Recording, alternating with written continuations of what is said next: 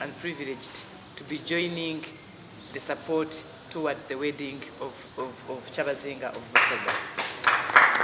As you rightly stated, we value culture, and we know that many Ugandans, more especially the people from Busoga, have been using the airport in and out of Uganda.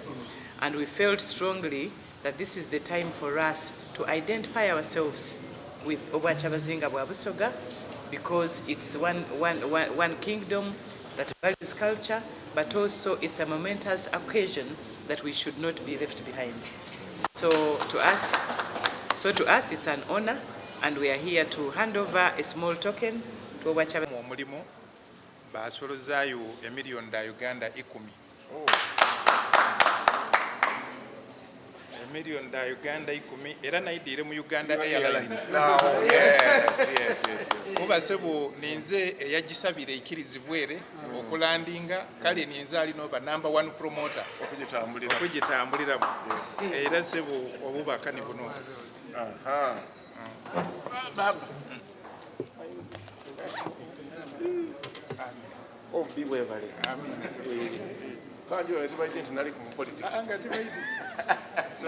On behalf of the management of Dust Handling in Entebbe and the chairman of the board, Mr. Bob Carbonero, we are very happy to contribute to the royal wedding, which is, in our opinion, a once-in-a-lifetime occasion. So, at this occasion, we have brought some small contribution to the wedding. Thank you. We would wish you well, yourself, your highness, and the royal family. Thank you very much.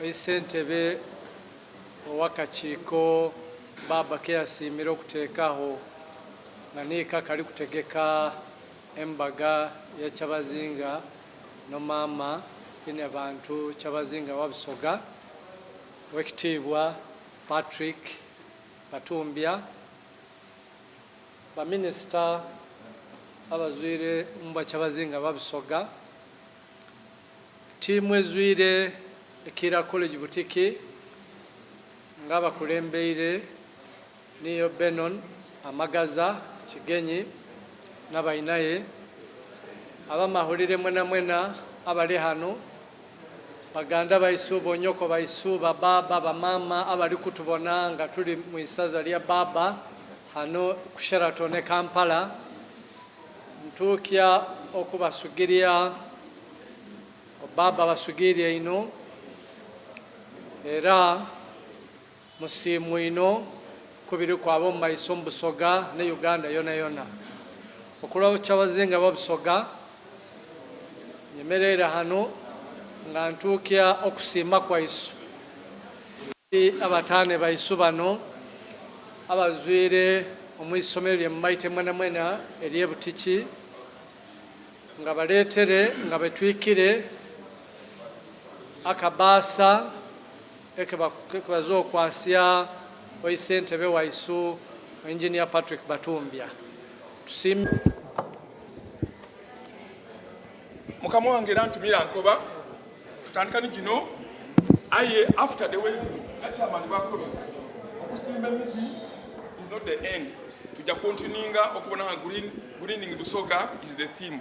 Era bano ngensabira nga nkola Abasoga bona buli oli wona tuide muide tubage emiti musimbe emiti tuongera okubona nga Busoga yona ebuna miti kuba baba idukira bulungi banaifa abajeira basimbanga emiti emisizi emivule nga bamuyide Busoga okubanga tulina emiti era tuna tukulowooza tuna kubakobola mungiro tuwagira tusimbe emiti buli woli osimba omuti tubenga tuwagira abatema emiti tema mulala simba mukaaga kuba 10.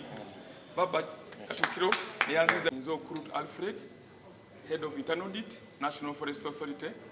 Ndi ano kulwa mukama wange Executive Director Mr. Tom Okelo Obong, who is unable to be here kuba aina board meeting.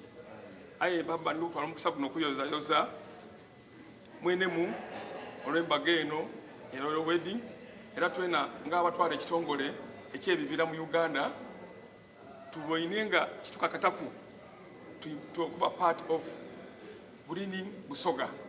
era tulina okwebaza baba nti abasoga batuwagiire ino nga National Forestry Authority nga bwe challenge tubitamu era twena nga tusobola kusigala inuma n'okwida okubona nga tusobola okuba part of this function era banange wano abali wano nenda kusooka okubandula andi wano n'omukyala Julie Mubi era nali in charge of public relations mu National Forestry Authority. Omwami amuyiririra is Odeke John Michael n'atwala ebya marketing mu National Forestry Authority. Then to the new council wife. But that was a mistake.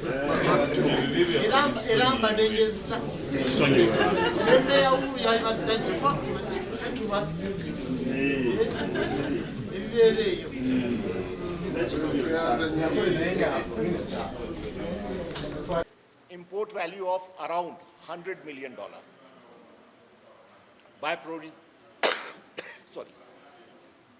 by supplying these items to domestic market. We are also coming to pharmaceutical sector. We will be making immunity booster vaccines which are given to children. We have observed that more than 50% of children, they do not get proper vaccination. So we are coming with that also. Sorry. So here we are to wish a very happy beginning of wedding life. Mukama wange era ntumira nkoba tutandika ni gino aye after the wedding akyamani bakolo okusimba emiti is not the end. Tujja continuinga okubona nga greening Busoga is the theme. Era wano ngensabira nga nkoola abasoga bonabona buli oli wona tuyide muyide tubage emiti musimbe emiti twongere okubona nga Busoga yena ebuna miti kuba baba idukira bulungi banaifa abajeira basimbanga emiti emisizi emivule nga muyide Busoga okuba nga tulina emiti era tuna tukulowooza tulina okubakobola mungiro tuwagira tusimbe emiti buli oli osimba omuti tubenga tuwagira abatema emiti tema mulala simba mukaaga kuba 10 baba katukiro niyanziza ate member wa kokasi yayi nendo twala omukisa guno kulwa akakiiko akategeka omukolo guno ogw'embaga ya mwenemu kulwa engineer Patrick Mutengu Batumbya kakiiko kona okwebaza ba members ba Busoga Parliamentary Caucus nga bakulirwa mwami Idisa Bilye atenga zena ndi member ba members ba obufuzi bona abobuwangwa ebusoga nga bakulirwa katukiro ati aimegano ni minister nitwena abakungaine ainendo okuwebaza ina bwe MPs tibwe twali ni dinner je twaita Busoga Royal Banquet baliyo banji munamba enene balagira era nti ekintu bakirimu era mu constituencies dabwe masaza gaife yona bali kugema ku mutabalingira balo mulimuloza mutiche balese gano ni kyonka emikolo jaife baba jali kujoga bulere bona bali n'omukono gwe bali kutanga ku mikolo baba jali kutegeka nga bona babona nti omukolo gwa baba guba mulungi mu masaza gaife so nendo okubebaza ensonga eyo mwebale ino mwebalira irala era nayenda okubakoba nti mwongere mu kabiri kyongero ekintu kyongero okutumbuka buli lukya nimwe abakulembeze baife era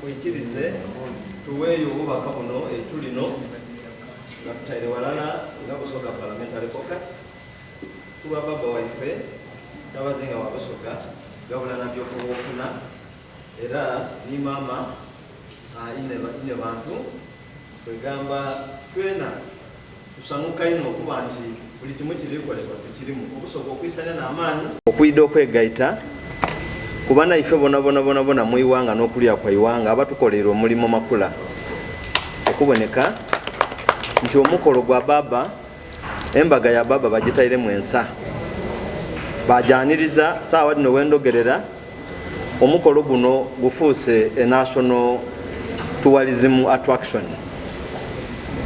twenda okusiima media omulimu gwe mukoze okukavalinga omukolo guno okuva bwe kyagutandika, ate era twasiima Katonda kubanga atuwaire ekiseera ekirungi.